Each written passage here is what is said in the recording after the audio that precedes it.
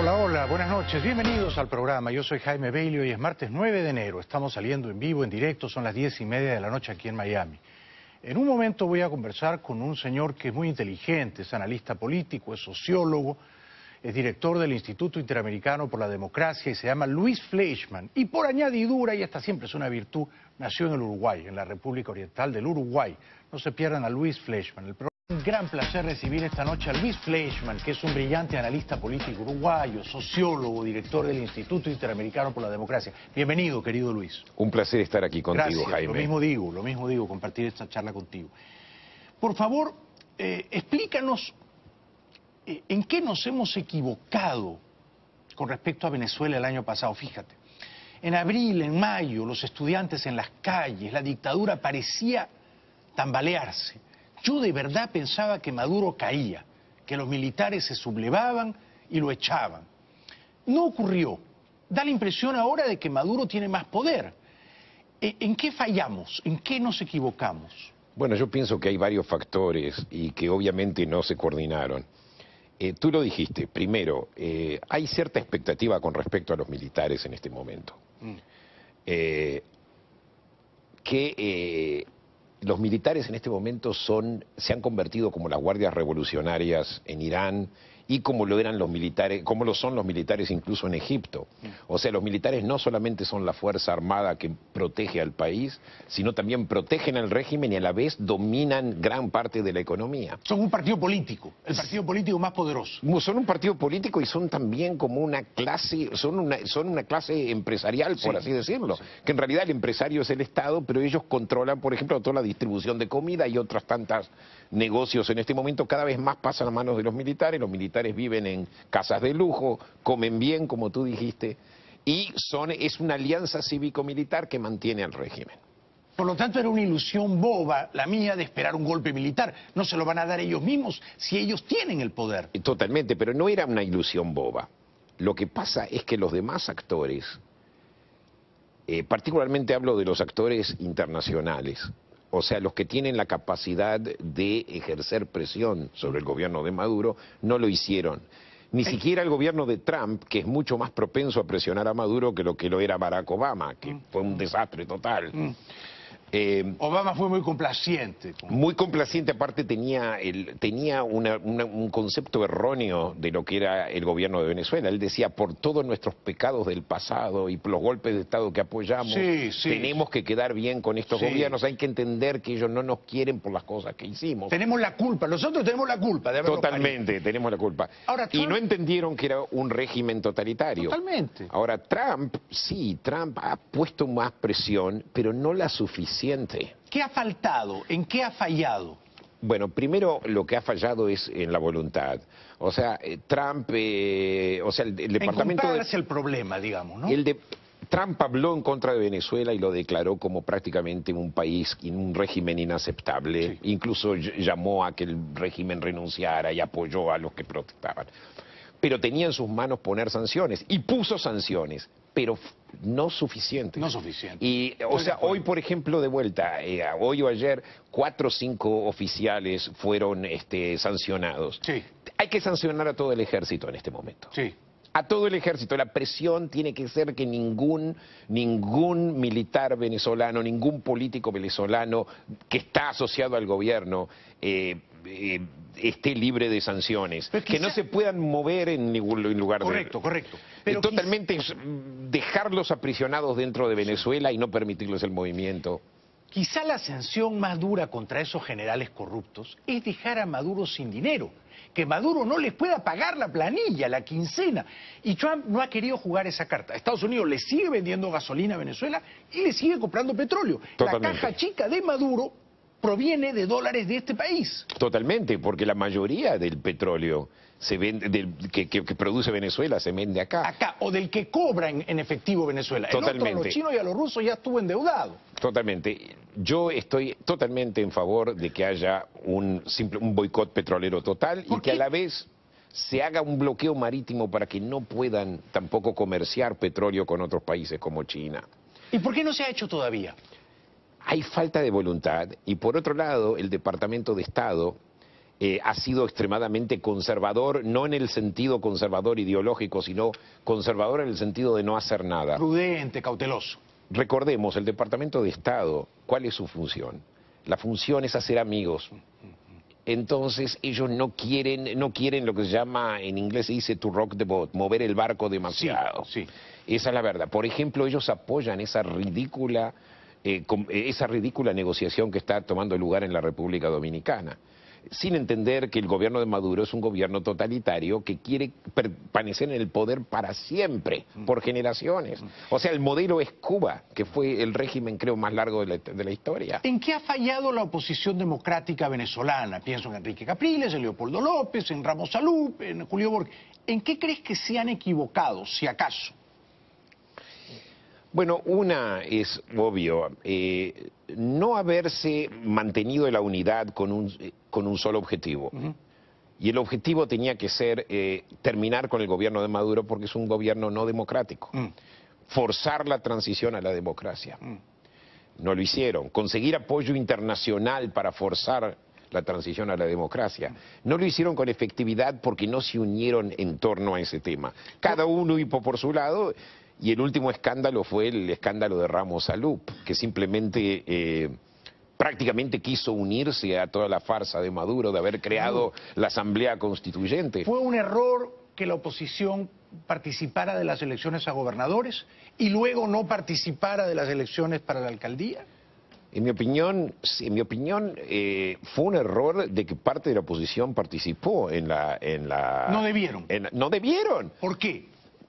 Porque la Asamblea Constituyente fue creada justamente para eliminar el Parlamento, la Asamblea Nacional, donde la mayoría la tenía la oposición.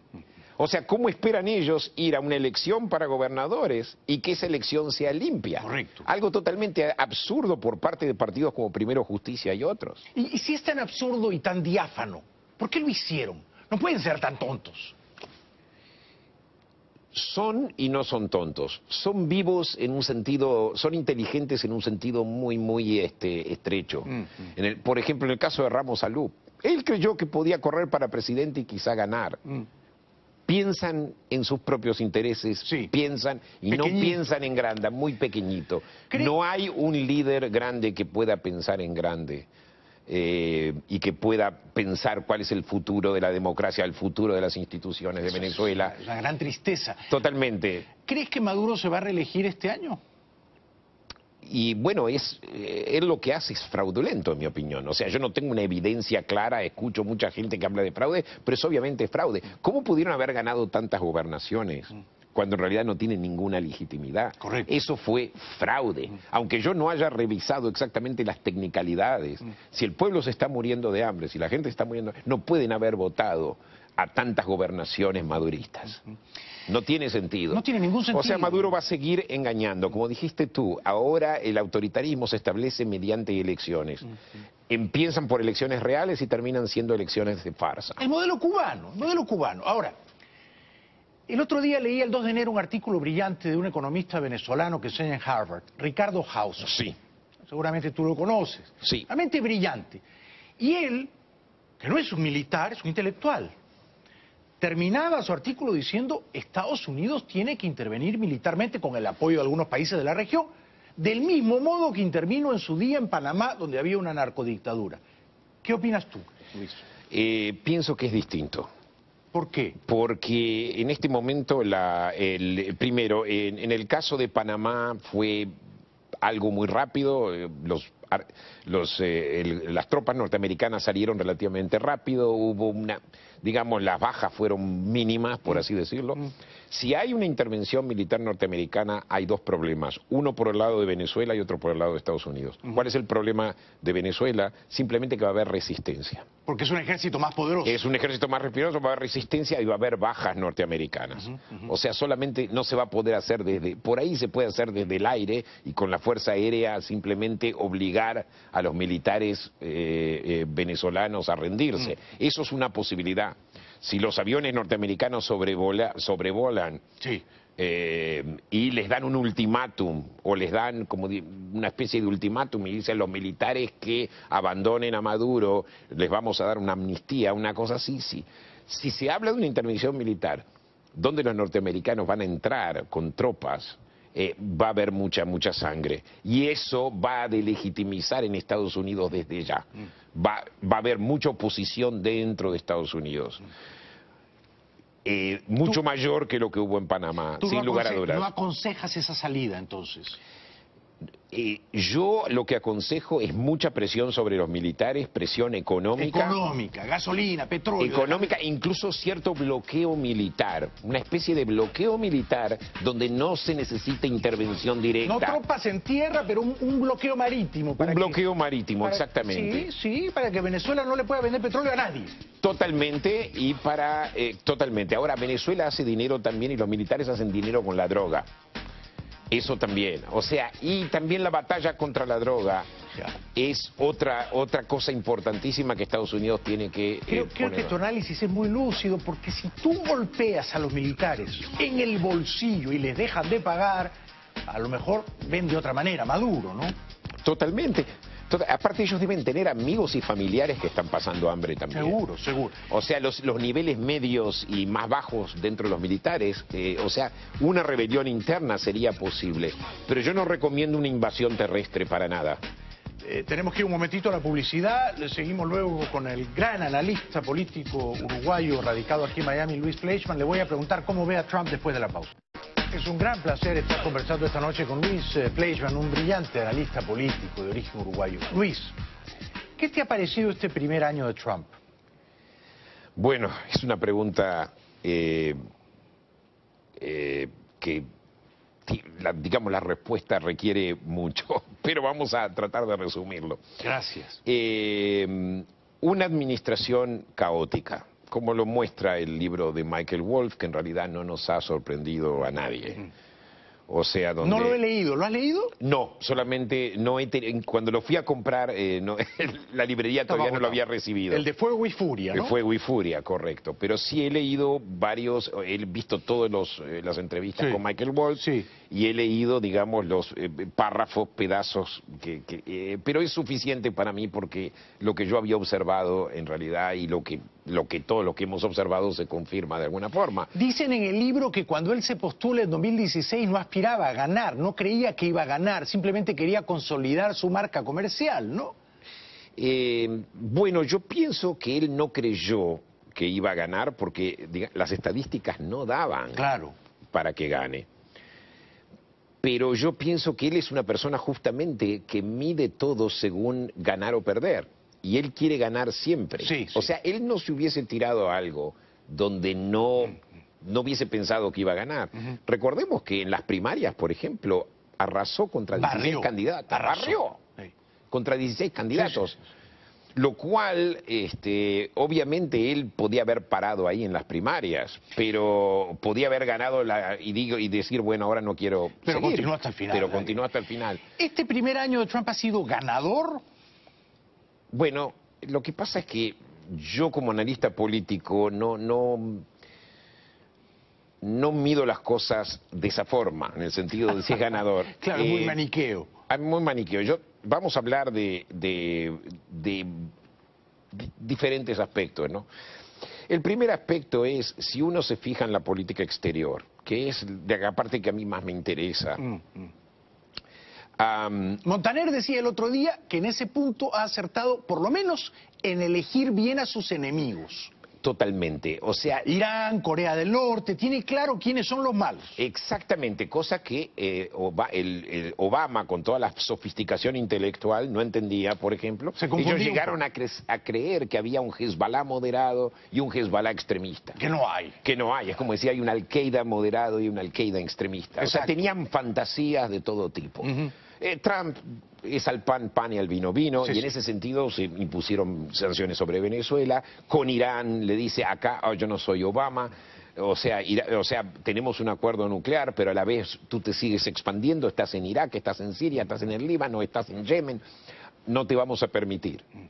En ese sentido estuvo bien, incluso en la forma como derrotaron a ISIS, que no es una derrota total todavía, le dio mucho más apoyo a los kurdos, que fueron los que realmente llevaron a cabo la batalla contra ISIS. Sí, se han tenido que replegar bastante los del ejército islámico. Totalmente, totalmente. Y le dio más inyección a los kurdos. A los kurdos. Claro. Incluso el concepto, la concepción de Obama, que es reflejada con el periodista Thomas Friedman, es que necesitamos a Irán para pelear contra ISIS. Entonces Irán lo convirtió en un aliado para pelear contra ISIS. Perdón que te interrumpa. Sí, cosa que es una fantasía. Una fantasía. Sí. ¿La economía va bien? Da la impresión de que la bolsa va bien, sigue subiendo, rompe récords, el desempleo está bajo, la inflación está moderada. Da la impresión de que la economía va bien. Han bajado los impuestos a las corporaciones, que es una gran cosa, de 35 a 21. Sí, bueno, yo diría así lo siguiente. Bueno, yo sé que en cuanto a la reforma impositiva, hay gente que, por ejemplo, no sabe qué va a pasar en el futuro. O sea, puede generarse un déficit muy grande, puede ser que las corporaciones, pese a que se les baja los impuestos, no vuelvan a poner sus fábricas o sus... Sí, no generen más empleo. O sus galpones acá, sino que se queden allá porque ya les es más cómodo y que no generen empleo. Exactamente, o sea, es un riesgo. Eso no quiere decir que puede tener éxito como no, pero es un riesgo. Ahora, la economía, yo pienso que en un país sofisticado como Estados Unidos, la economía tiene cierta autonomía. Es como independiente del poder político. Es independiente del poder político, si bien ciertas regulaciones del poder político pueden determinar la economía, y es exactamente esta reforma impositiva, justamente para sacarle cargas a las corporaciones para que puedan seguir creciendo y generar empleo. De vuelta, es una apuesta, no sabemos cómo va a salir eso. Si nos ganamos la próxima semana el Fantasy Five, y yo te digo, Luis, ¿compro acciones de Apple? ¿Compro acciones de Amazon? ¿Qué me dirías? Yo eso ya no sé, yo ni sé. No tiene idea. No, la que maneja todas estas cosas en mi casa es mi señora, yo no sé nada. Yo te diría, cuidado, están muy altas. Cuidado. Ahí está, siempre hay que cuidarse cuando las acciones están muy altas. Desde marzo de 2009 no deja de crecer la bolsa, sigue, se infla, en algún momento eso se va a desinflar. Pero primero hay que ganar el Fantasy Five, ¿no? Hay que sospechar cuando las cosas están demasiado altas. Sí, exacto, eso es por mi experiencia. ¿Qué es lo que menos te ha gustado de Trump? A mí lo que más me ha gustado es que no ha construido el muro. Eso me encanta. Sí. No lo va a construir. Bueno, yo no creo que lo construya porque primero es muy caro y no creo que tenga... la plata. No le van a dar el dinero, el Congreso, y va a haber incluso los republicanos, no va a haber consenso. La parte peor de Donald Trump, yo pienso que es su actitud. Un presidente tiene que tener una actitud presidencial. O sea, Trump ha roto con todos los estandartes de lo que un presidente debe decir y no debe decir. Lo que más me preocupa... O sea, son sus modales, ¿no? Su personalidad. Sus modales, por ejemplo, ataques a la prensa. Yo estoy de acuerdo que a veces la prensa puede ser muy guaranga, por así decirlo. Guaranga, qué bonita palabra. Como es, por ejemplo, CNN. Si tú mirás, por ejemplo, Don Lemon, que es a las 10 de la noche, justo cuando tú tienes tu programa. Tiene que ser un guarango. No. Pero, por ejemplo, es continuos ataques contra el presidente. No puede ser. Y no son análisis objetivos. O sea, la prensa debería ser un poquito más objetiva. Pero por el otro lado, Donald Trump cae en la trampa, porque es una persona sensible, mira televisión muchísimas horas y responde continuamente. Esos tweets, cuando él insulta, lo peor que yo veo aparte es que él insulta al Poder Judicial, cosa que en un país de leyes como este no puede haber una cosa así. No, es muy inapropiado. Insultar a un juez... Y luego no puedes rebajarte a insultar a la prensa, no. Tampoco. No. Si no te gusta... Insultas adentro del cuarto con tus ayudantes. Correcto. Que es lo que hacían la mayoría de parte de los presidentes. Y lo peor es que puede llegar a crear un precedente con cierta cultura, que puede llegar a afectar la cultura de los Estados Unidos. Trump tiene elementos de populismo latinoamericano. Sí, a veces parece y eso a mí, eso a mí me preocupa muchísimo. Se acaba el tiempo. Te ruego que vengas otra noche. Esto ha sido muy corto. Con placer. ¿Vendrías Jaime, otra noche? Totalmente. Ha sido un gran placer conversar contigo. Tenías que ser uruguayo. Un aplauso para Luis Ley. Gracias, querido Luis.